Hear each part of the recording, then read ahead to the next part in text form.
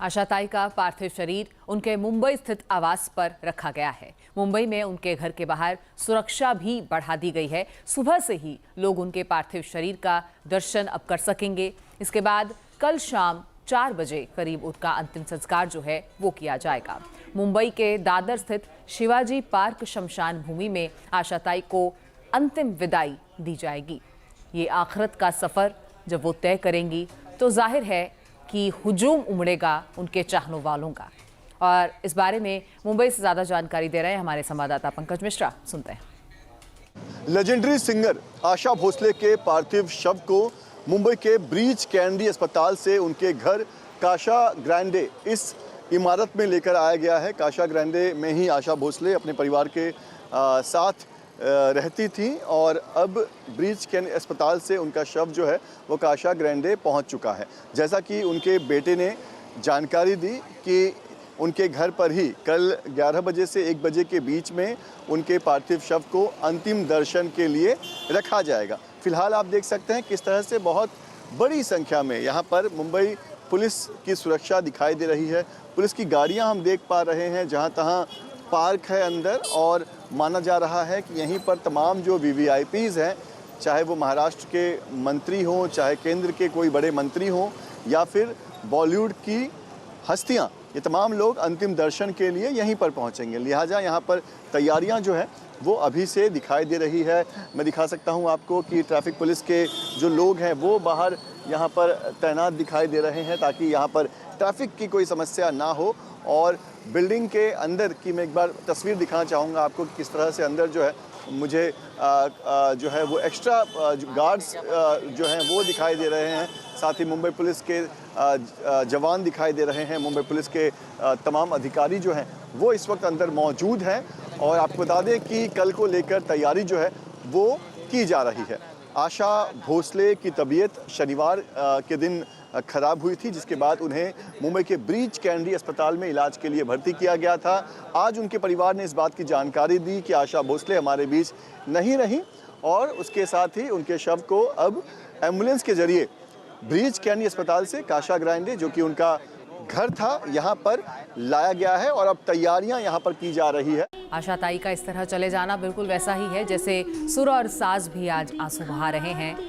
गज़ल के वो तमाम बोल भी उन्हें याद कर रहे हैं। मशहूर सिंगर आशा भोसले का निधन हो चुका है। भारतीय संगीत जगत में आशा भोसले की पहचान बेहद खास है। प्लेबैक सिंगर के रूप में उन्होंने कई यादगार गाने दिए हैं और ऐसे गाने जो हमेशा गुनगुनाए जाएंगे। आशा भोसले की गायकी के सफर को समझने के लिए ये रिपोर्ट देखते हैं।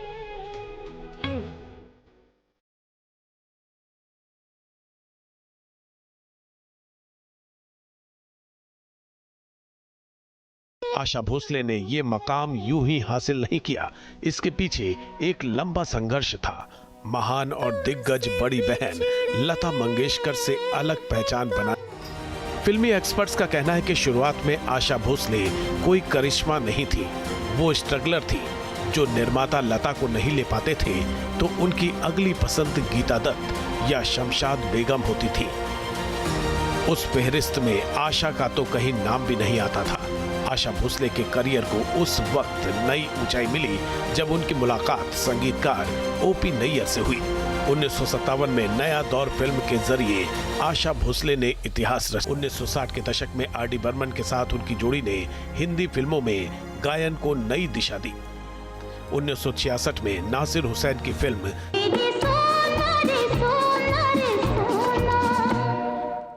वैसे आशा भोसले को लीजेंड के रूप में पहचान फिल्म उमराव जान से मिली। आशा भोसले का सफर संघर्ष से भरा रहा है, लेकिन अंत में जद्दोजहद के जरिए उन्होंने जीत हासिल की।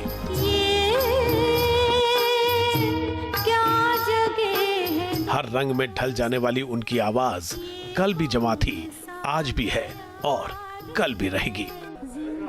क्या नेता, क्या अभिनेता, हर आमो खास इस वक्त आशा ताई को याद कर रहा है और शोक स्तब्ध है। अनुराग ठाकुर ने क्या कहा, आइए सुनते हैं। बहुत दुखद समाचार पूरे संगीत जगत और फिल्म जगत के लिए है, जहां बहुमुखी और महान गायक आशा भोसले हमारे बीच में नहीं रही। आशा ताई कई भाषाओं में गाने गाए, 14 के लगभग भाषाओं में 12,000 से ज्यादा गाने, और एक पीढ़ी नहीं 3 से ज्यादा पीढ़ियों के लिए गाने गाए, और न जाने कितनी और पीढ़ियों को प्रेरित करती रहेंगी। एक ऐसी महान शख्सियत जिनके ऊपर ईश्वर का बहुत वरदान था, आज हमारे बीच में नहीं है। केवल फिल्म जगत को ही नुकसान नहीं हुआ, मैं कहूंगा वो क्रिकेट की भी बहुत बड़ी प्रशंसक थी, खेल को बहुत प्यार करती थी और उनका लगाव क्रिकेट के साथ भी बहुत था। भारत ने एक ऐसी गायिका को खोया है जिसने कई पीढ़ियों को प्रेरित किया, मनोरंजन दिया और उनके दिलों में रही और आगे भी हमारे दिलों में बनी रहेंगी। उनकी क्षति को, ये वैक्यूम जो है, ये खालीपन जो है, इसको कोई और नहीं भर सकता।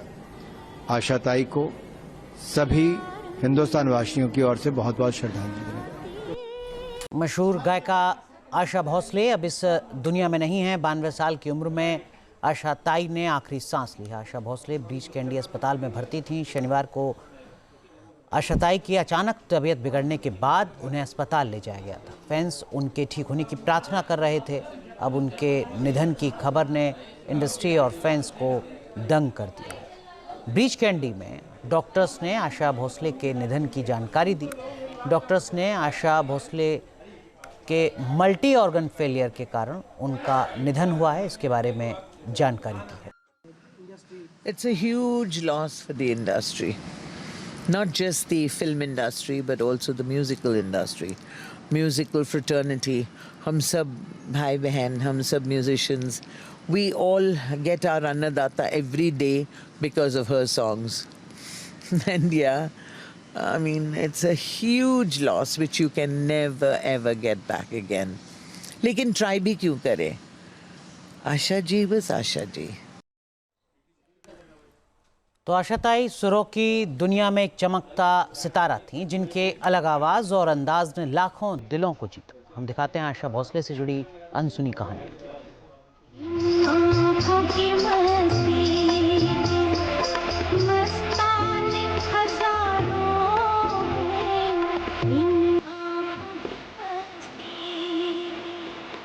साल 1981 की फिल्म उमराव जान के लिए संगीतकार खयाम ने फैसला किया था कि वो गाना तो आशा भोसले से ही गवाएंगे, लेकिन उन दिनों आशा भोसले कुछ ज्यादा ही मशहूर रहती थी। हालांकि खयाम के कहने पर वो मान गई।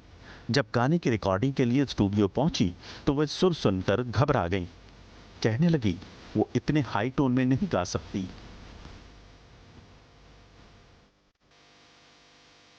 मैं इस सुर से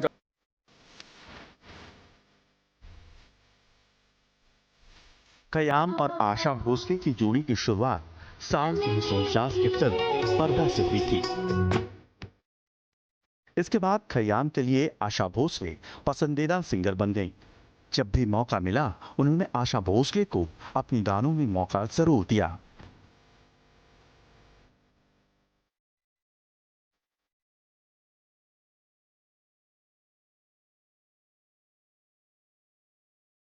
ओपी नैयर ने आशा भोसले की आवाज की रेंज का खूब फायदा उठाया।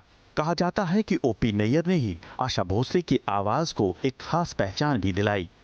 साल 1954 की फिल्म मांगो के बाद ओपी नैयर ने आशा भोसले से साल 1956 की फिल्म CID के लिए गवाया, जो कि एक जबरदस्त हिट हुई।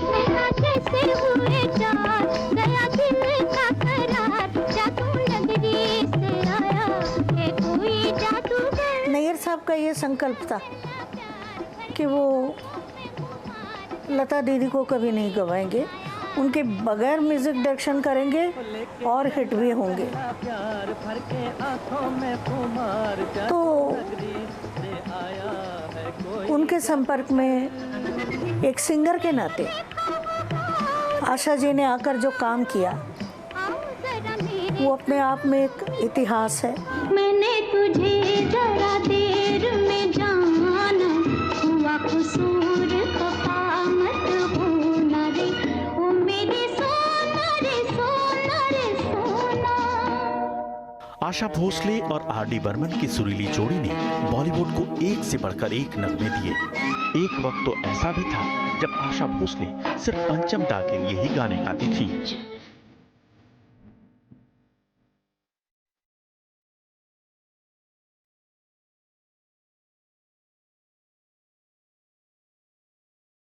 आशा जी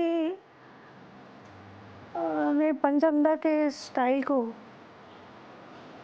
बहुत अच्छे से समझ लिया। जबकि एक बात मैं ज़रूर कह दूँ, ये पंचम दा का खुद का कहना है कि उनकी पहली पसंद लता जी ही रही और उनके गाने, उनकी फिल्में इस बात की गवाह हैं। लेकिन लता जी के बाद जिस तरह के गाने, तो पंचम दा का पैटर्न था एक तरह का कि पेपी सॉन्ग्स और नए नए तजुर्बे करना,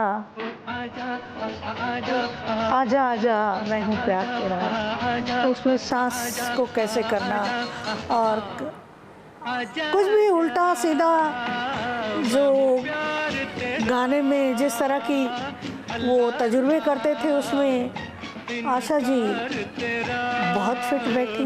आजा आजा मैं हूँ प्यार तेरा। आशा भोसले और आर.डी. बर्मन की लव स्टोरी भी बेहद दिलचस्प है। दोनों की मुलाकात एक रिकॉर्डिंग स्टूडियो में हुई थी। एस.डी. बर्मन ने दोनों का परिचय कराया। तब पंचम दा ने उनकी तरफ बढ़कर एक ऑटोग्राफ मांगा था। आजा आजा देखो प्यार तेरा, अल्लाह अल्लाह इनकार तेरा। ये है कि कुछ फिल्में जब बड़ी बड़ी इंडिपेंडेंटली जब पंचम दा करने लगे, आर.डी. बर्मन, तो जैसे तीसरी मंजिल और भी काफ़ी फिल्में, तो इसी बीच उन दोनों ने एक दूसरे को ज़्यादा वक्त देना शुरू कर दिया और फिर हमारे सुनने में आया